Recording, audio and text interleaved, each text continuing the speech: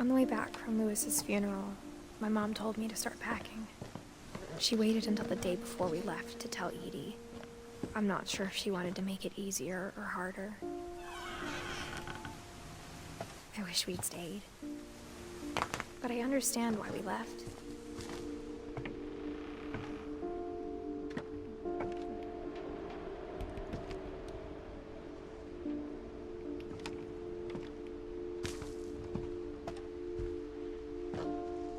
My mom ended up leaving everything behind.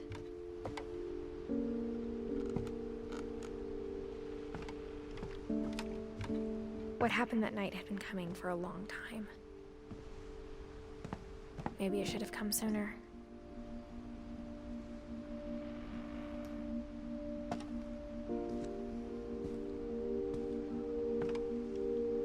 But it had to end one way or another. All that's left now is to tell you about that last night.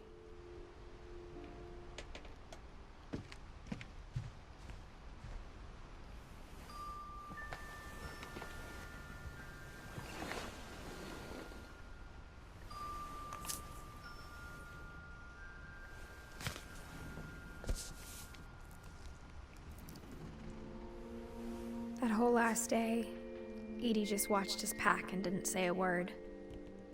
My bad. Until supper, when she raised her glass and said, "To our final night together, and all our final nights apart." Grandma, you know what I said about alcohol. Some of your medications are very Edith, specific. I left a present for you in the hallway. Why don't you go open it? The grown-ups have to argue now. I'm sorry, you're right. We're all leaving tomorrow. Let's just enjoy our last... I'm not leaving. Edith, you're excused.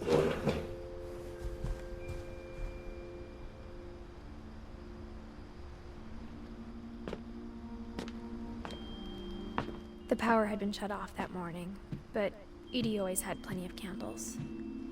When my mom sealed the library, I don't think she knew about the other entrance. The other entrance? What other entrance? Or that Edie had a key to it.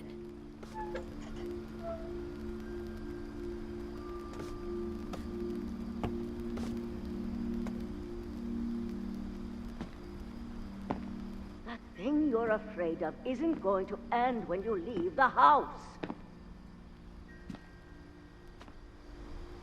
Edith has a right to know these stories. My children are dead because of your stories. I think it's best if Edith and I leave tonight. We'll have the nursing home send a van for you in the morning. Okay?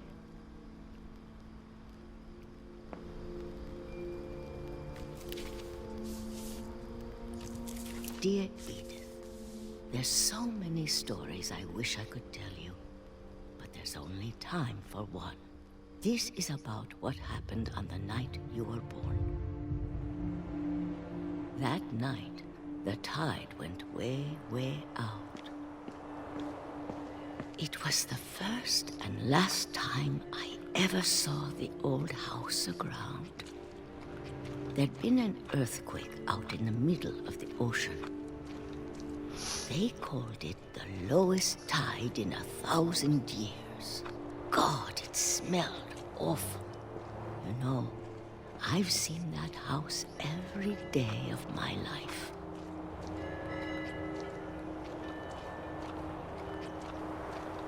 But I never thought I'd go back to it.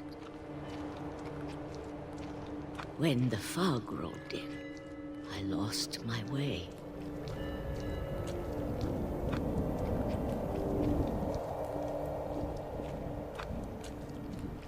I got turned around.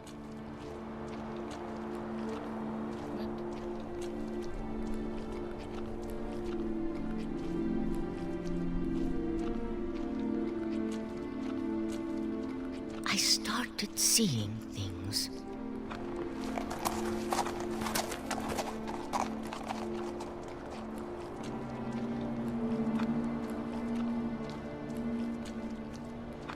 Things I'd forgotten had ever existed.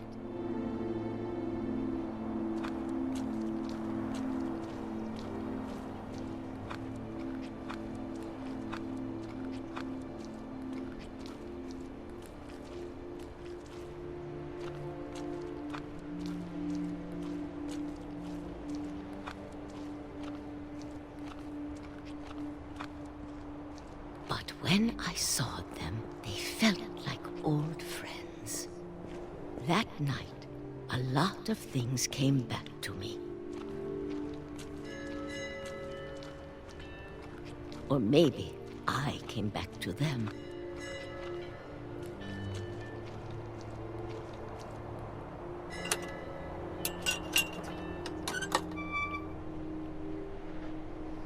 Things I can't explain, but that I need you to try and... Edith, what are you doing in here? It's mine! Edith! Mom, you're gonna rip it! Let go! I kicked and screamed, but Mom dragged me to the car. I never saw Great-Grandma Edie again. The next morning, the van came to pick her up, but she was already gone. After that, we moved around a lot.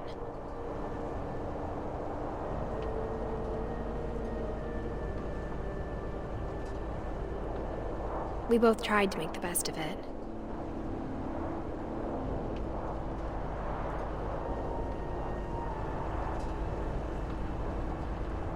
A few years went by.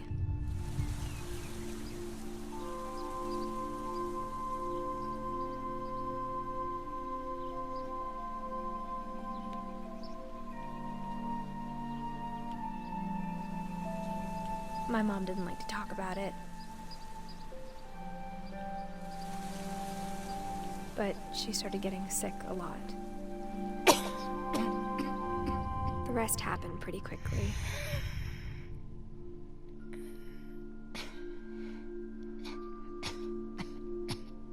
She got better for a while,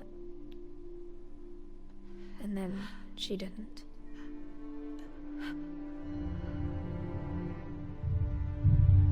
And then I was alone.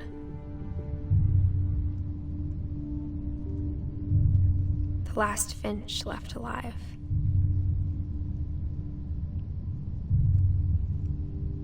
Until I found out about you. I'm still not sure what to tell you about all this. If we lived forever, maybe we'd have time to understand things.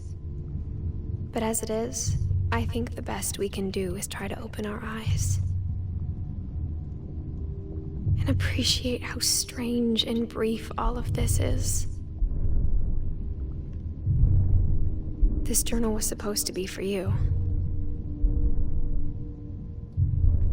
But now I hope you'll never see it. I just want to meet you and tell you all these stories myself. But I guess if you're reading this now, things didn't work out that way.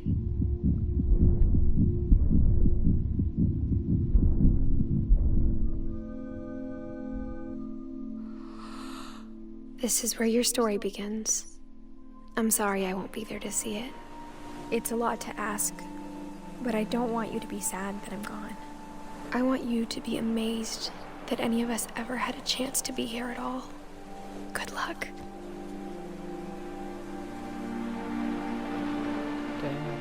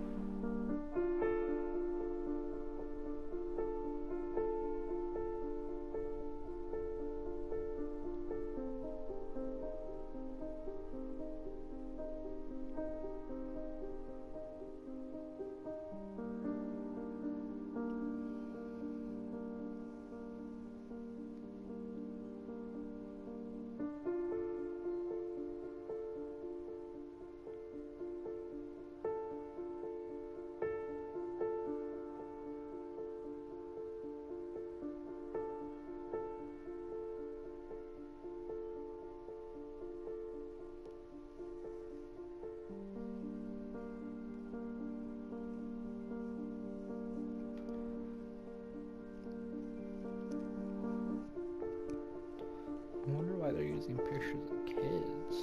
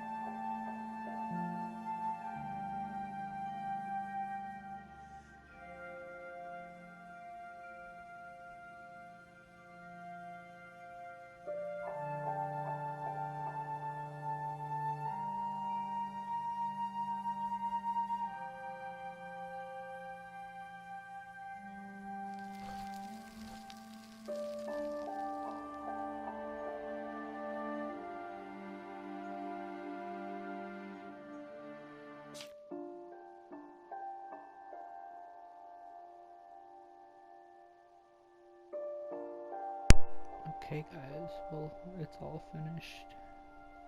Thank you guys for watching. Let me know what you guys think of this type of game.